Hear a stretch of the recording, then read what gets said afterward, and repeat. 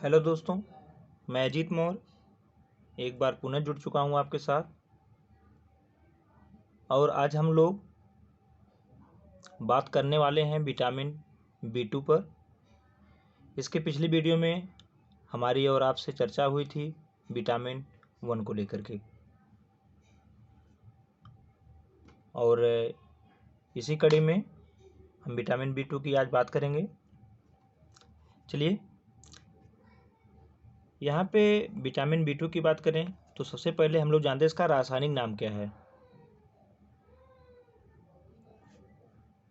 रासायनिक नाम, तो इसका रासायनिक नाम है राइबोफ्लेविन। राइबोफ्लेविन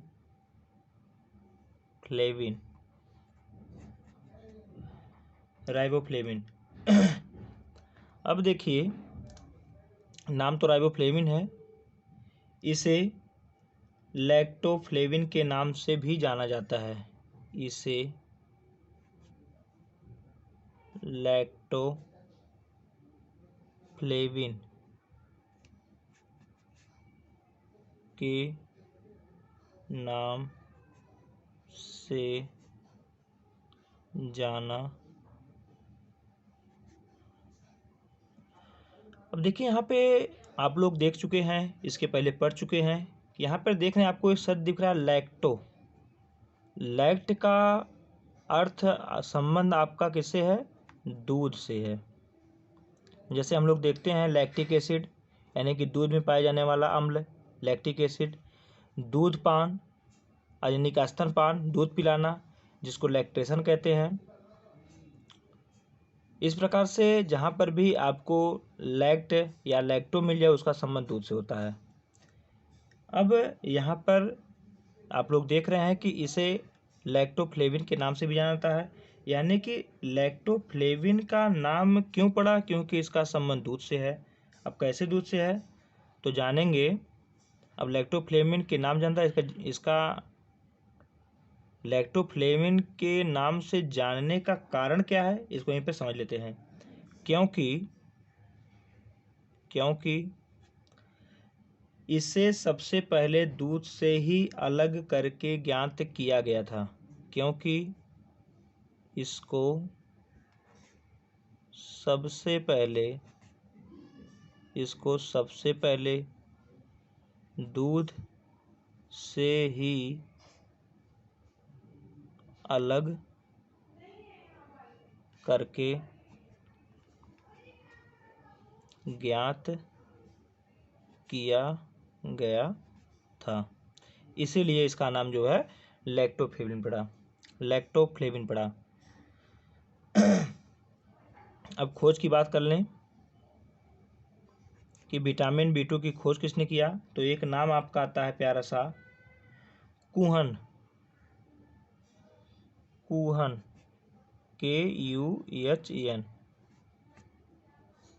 तो विटामिन B2 राइबोफ्लेविन की खोज कुहन ने किया था। अब यहीं पर जो इसका रासायनिक नाम है आपका राइबोफ्लेविन, अब इस शब्द को हम तोड़ के देखेंगे कि इस शब्द से हम क्या क्या जानकारी को ले सकते हैं। देखिए, राइबोफ्लेविन में आपका यहाँ पे हो गया राइबो और यहाँ पे हो गया फ्लेविन।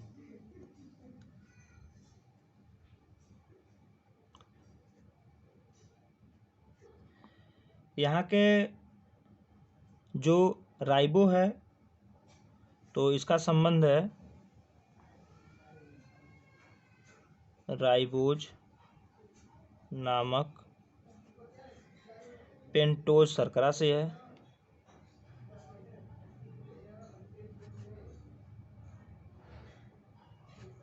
और फ्लेविन का जो अर्थ तात्पर्य है वह फ्लेविन नामक पदार्थ जो कि एक प्रोटीन है, फ्लेविन नामक पदार्थ, ये आपका एक क्या है? प्रोटीन है। इससे है। अब यह जो फ्लेविन नामक पदार्थ है, प्रोटीन है, इसका जो रंग होता है, रंग है किसका कैसा होता है, ये किस ग्रुप का है? फ्लेविन नामक पदार्थ ये आपके इसका ग्रुप जो है पीला ग्रुप है, पीला ग्रुप का है, इसका रंग पीला होता है। अब इसी पीले ग्रुप के होने के कारण इसे येलो विटामिन के नाम से भी जाना जाता है, यानी कि इसका रंग कैसा है, पीला है, और इसी पीले रंग के कारण ही इसे येलो विटामिन के नाम से भी जाना जाता है। तो शायद आपको समझ में आया होगा कि कैसे कैसे इसका नाम पीला क्यों पड़ा, इसे येलो विटामिन क्यों कहते हैं, इसे लैक्टोफ्लेविन के नाम से क्यों जाना जाता है, इसके जो अन्य नाम है लैक्टोफ्लेविन और येलो विटामिन, दोनों के कारण आप लोग जाने होंगे। लैक्टोफ्लेविन क्योंकि इसे सबसे पहले दूध से ही अलग करके ज्ञात किया गया था, और येलो विटामिन में जो राइबोफ्लेविन जो उसका रासायनिक नाम है, उसमें जो फ्लेविन पदार्थ है उसका जो रंग होता है वह येलो ग्रुप का है, और येलो ग्रुप का होने के कारण ही इसे येलो विटामिन के नाम से जाना जाता है। देखिए, अब हमने यहाँ पर बताया कि फ्लेविन नामक पदार्थ जो कि हमने बताया एक प्रोटीन है। अब हमारा जो विटामिन B2 है, विटामिन B2 फ्लेवो नामक प्रोटीन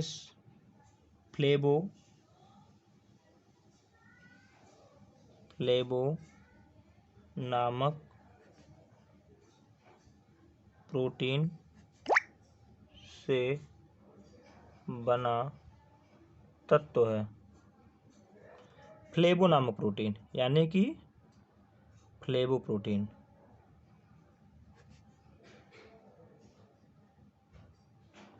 अब यहाँ पे आपको एक शब्द मिला फ्लेवो प्रोटीन। तो फ्लेवो प्रोटीन यह प्रोटीन को एंजाइम होता है। जो आपका फ्लेवो प्रोटीन है यह प्रोटीन को एंजाइम होता है। अब को एंजाइम का तात्पर्य ये होता है कि वह प्रोटीन के कार्य को एक्सीलेटर का काम करता है, यानी उसके कार्य को बढ़ाने उत्प्रेरक का काम करता है, जिससे वह अच्छे से कार्य कर सके। इसी को एंजाइम के नाम से जाना जाता है। यानी कि वे पदार्थ जो उनमें एक्सीलेटर यानी कि उनकी गति को तेज कर दें, उनके कार्य करने की क्षमता को बढ़ा दें, उनको उनमें उत्सुकता पैदा करें अपने कार्य को करने के लिए, तो ऐसे पदार्थ को कोएंजाइम के नाम से जाना जाता है। और यहाँ पर जो है आपको फ्लेवो प्रोटीन यह एक आपका कोएंजाइम प्रोटीन है। अब एंजाइम होता है जिसमें शायद दिख नहीं रहा होगा आपको, जिसमें राइबोफ्लेविन का न्यूक्लिक एसिड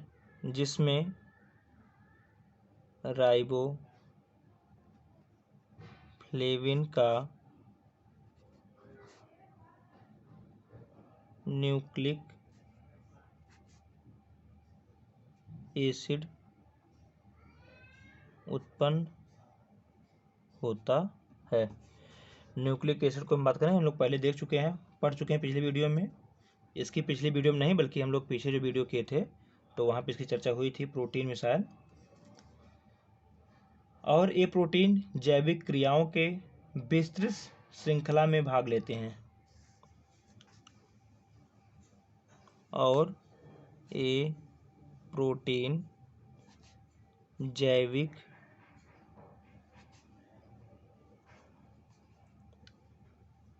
क्रियाओं के विस्तृत श्रृंखला में भाग लेते हैं।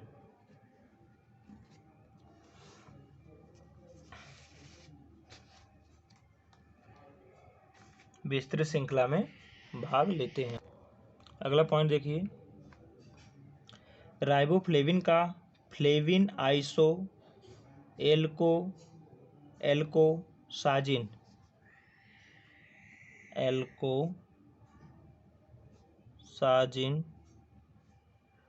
न्यूक्लियस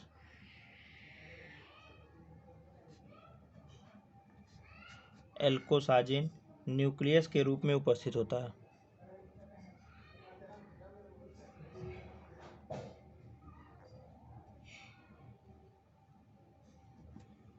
न्यूक्लियस के रूप में उपस्थित होता है। अब हम पुनः देखेंगे, इतनी बात तो हमारी हो गई। अब हम यहीं पर देखेंगे विटामिन B2 के कार्य।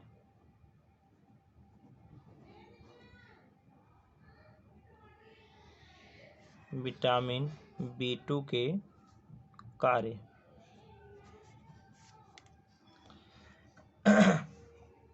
एक एक करके देखते हैं।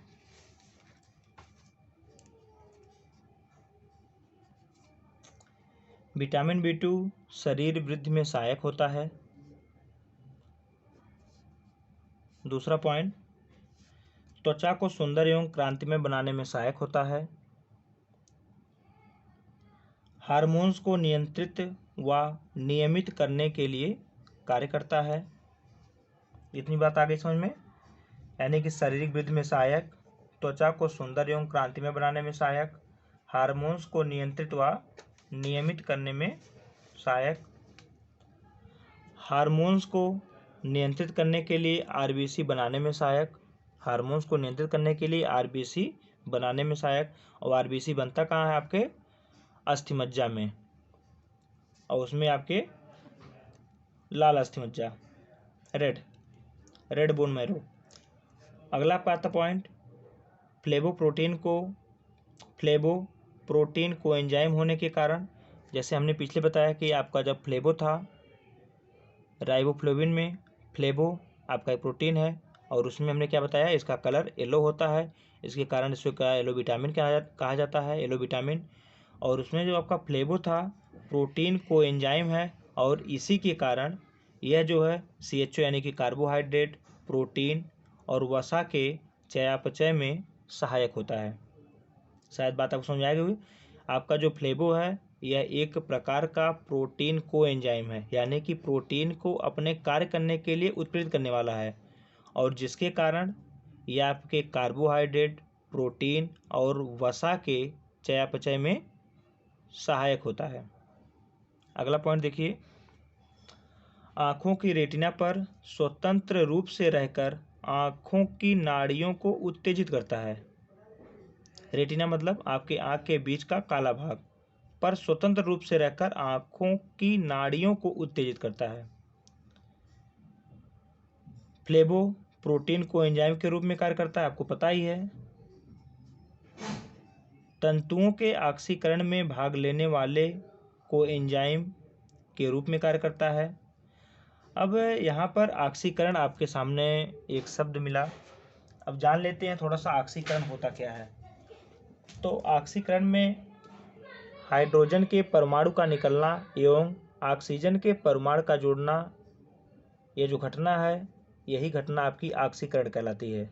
ऑक्सीकरण में हाइड्रोजन के परमाणु निकलते हैं एवं ऑक्सीजन के परमाणु जुड़ते हैं, और इसी संपूर्ण घटना को ऑक्सीकरण के नाम से जाना जाता है। और जो आपका जो है राइबोफ्लेविन कोशिकाओं के श्वसन में सहायक होती है। तो इसके कार्य को हमने देखा।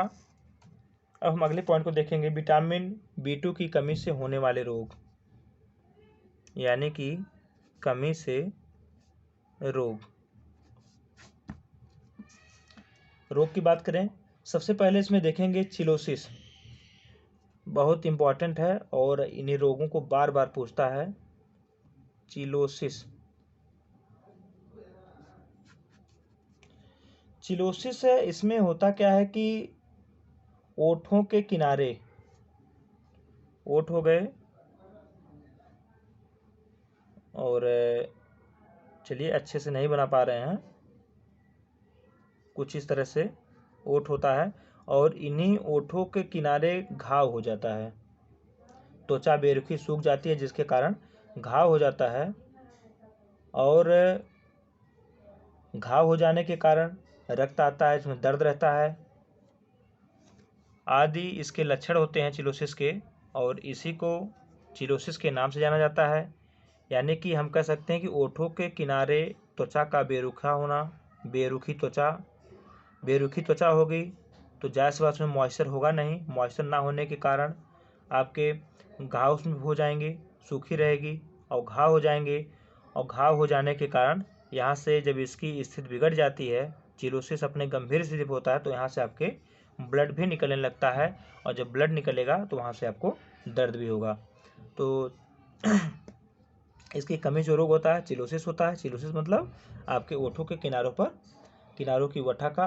किनारों की त्वचा का बेरुखी होना, खून का आना आदि सारे लक्षण हो गए।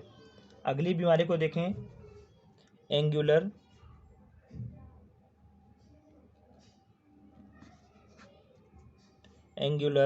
स्टोमेटाइटिस।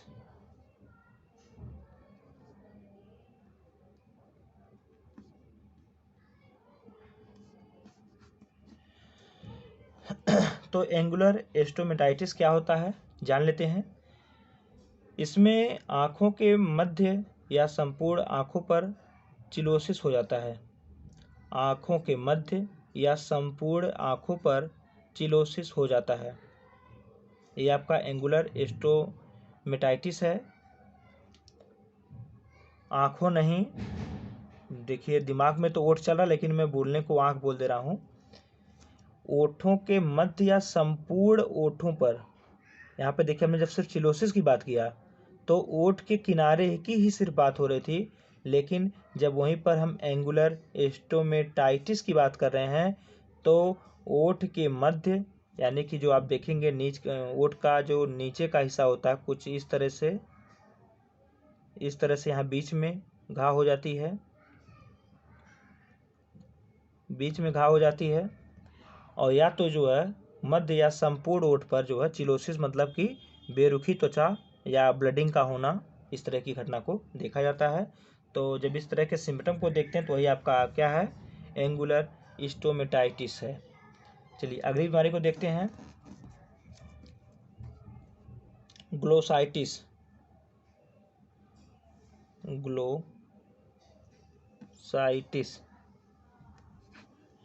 ग्लोसाइटिस या इसी को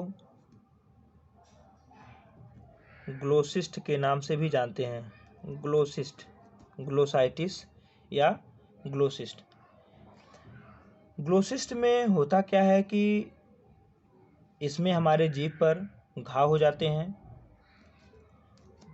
और जब विटामिन B2 की कमी होती है तो जीभ लाल, और हमारे जीभों पर लाल लाल छोटे छोटे दाने के साथ साथ लार का अत्यधिक बनना जैसी समस्याओं को देखा जाता है। तो शायद आपको समझ में आ गया होगा ग्लोसिस्ट क्या होता है।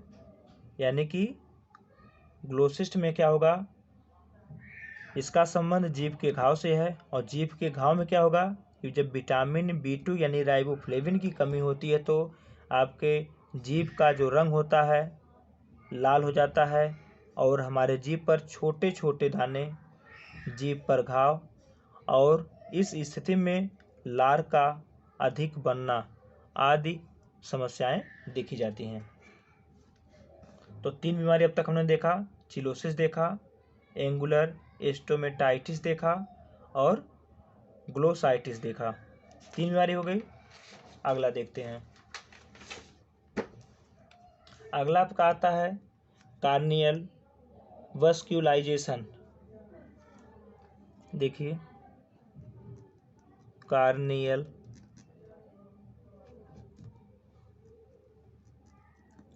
वस्क्यूलाइजेशन।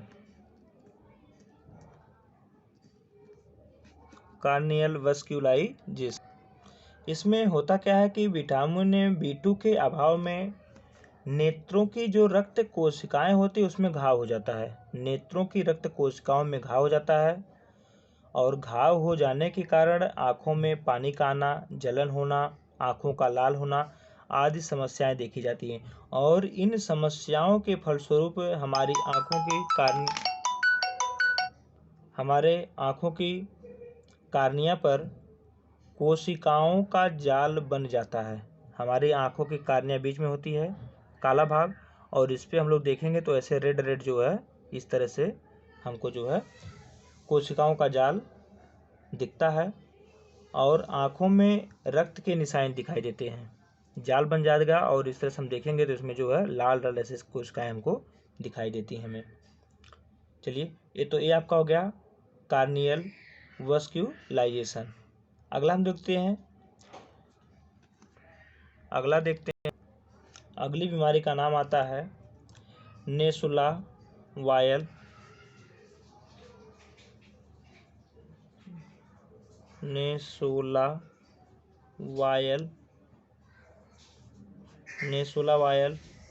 सेवरोइक।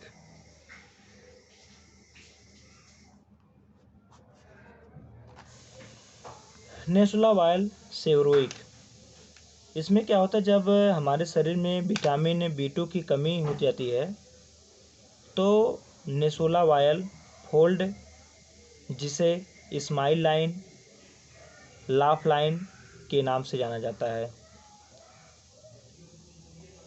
वहाँ पर घाव हो जाते हैं। यानी कि लाफ लाइन, जैसे कि जब लोग हंसते हैं तो आप लोग देखते हैं कि हंसने पे चेहरे के नाक के बगल में कुछ इस तरह की हम लोग की आकृति देखने को मिलती है, नाक के बगल से इस तरह की मुड़ा हुआ, इसी को लाफ लाइन या स्माइल लाइन के नाम से जाना जाता है।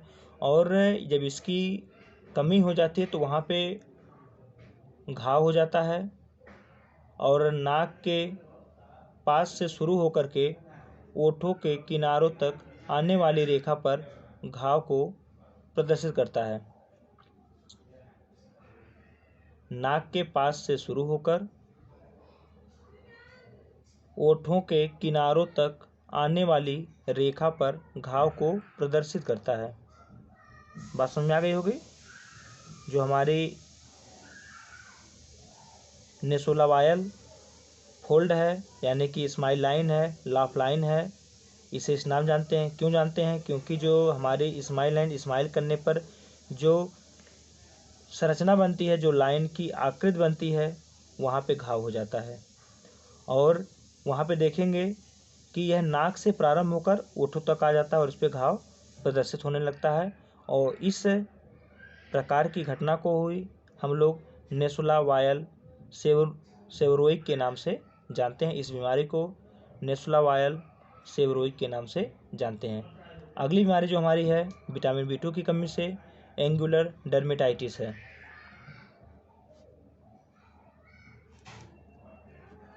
एंगुलर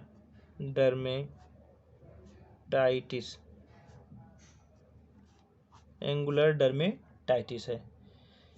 इसमें गालों पर घाव, गालों की त्वचा का शुष्क होना। आपको पता है कि जब डर्मेटाइटिस की बात होती है, हमें पता है इसका संबंध त्वचा से होता है, और इसमें एंगुलर डर्मेटाइटिस की बात हो तो गालों पर घाव और गालों की त्वचा का शुष्क होना आता है। अगली बीमारी आती है केरेटाइटिस।